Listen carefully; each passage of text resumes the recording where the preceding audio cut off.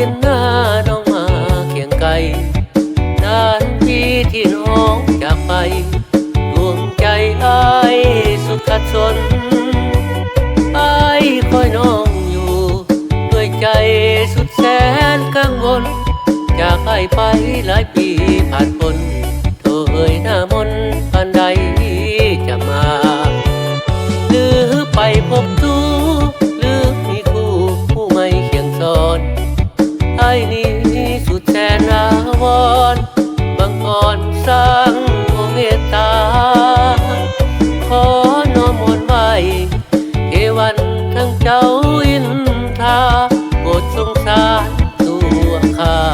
ให้ยอดชีวาจงได้กลับคืนอายนี่คอยน้องอยู่ทุกวันปันนี้ยังบอกกับพันคืนวันอายสุดกำคื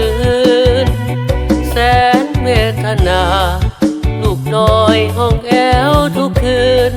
ยามเข้านอนลูกให้สะอื้นน้องยังบอกคืนสร้างใจดำที่มาเถิดน้องไอ้ขอห้องเป็นคำสุดท้ายกินแล้วจงเผาห่อนใจอย่าไปปล่อยตัวทะลำเห็นใจอ้ายก่อนยามนอนสุดแสนละกำหากมีน้องเคียงสองอย่างคำอ้ายคงให้ซ้ำอกโต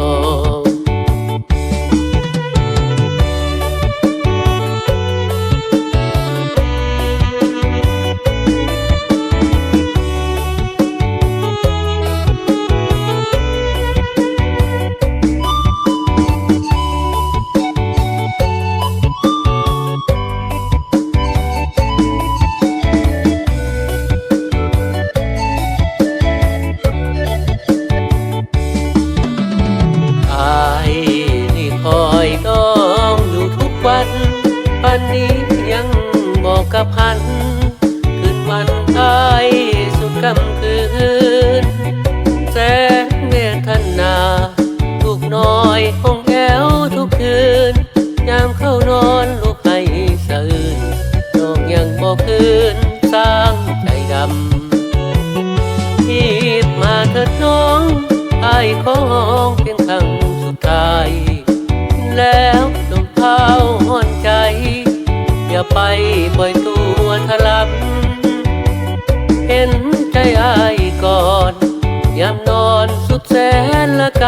ำหากมีน้องเคียงสองอย่างคำอ้ายคงให้ซ้ำ